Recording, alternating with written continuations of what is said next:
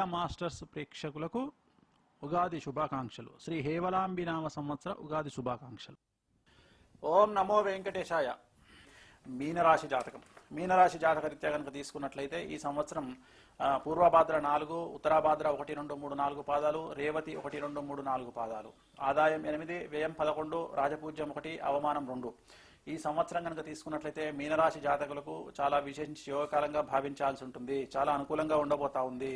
ఈ సంవత్సరం విశేషించి యోగకారణంగా ఉండబోతా ఉంది. గురువు కొద్దిగా సమస్యలు ఇబ్బందిని క్రియేట్ చేసేవాడిగా ఉన్నా శని వల్ల అనుకూలంగా ఉండబోతా ఉంది.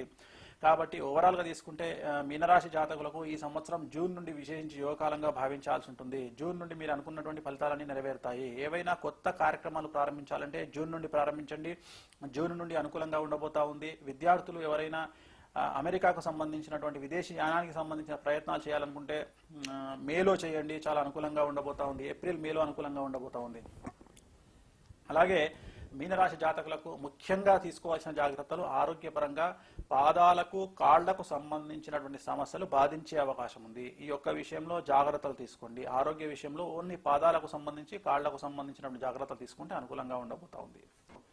ABCMNKPRS అనేటువంటి అక్షరాలతో ఉండేటువంటి సినిమా నటులైతేనేమి, టీవీ నటులైతేనేమి, టీవీ యాంకర్లు అయితేనేమి, వ్యాపారస్తులైతేనేమి, రాజకీయ నాయకులైతేనేమి, ఎమ్మెల్యేలు అయితేనేమి, మినిస్టర్లు అయితేనేమి, సీఎంలు అయితేనేమి, వీళ్ళందరికీ కూడా ఈ సంవత్సరం సమస్యలు గోచరిస్తూ ఉన్నాయి.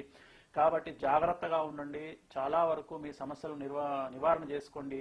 త్రయంబకేశ్వర్లో నారాయణ నాగబలి అని పూజ ఉంటుంది. ఆ పూజ చేయించుకోండి, అనుకూలంగా ఉంటుంది. అలాగే తిరునల్లాల్లో శనీశ్వర స్వామికి ప్రత్యేకమైనటువంటి శని పూజ చేయించండి, అనుకూలంగా ఉంటుంది. కాబట్టి ఈ సంవత్సరం అంతా కూడా మీకు ఆ తిరుమల వెంకటేశ్వర స్వామి యొక్క ఆశీస్సులు ఉండాలని మనస్ఫూర్తిగా కోరుకుంటూ మరొక్కసారి హేవలాంబినామ సంవత్సర ఉగాది శుభాకాంక్షలు తెలియజేస్తూ ఓం నమో వెంకటేశాయ.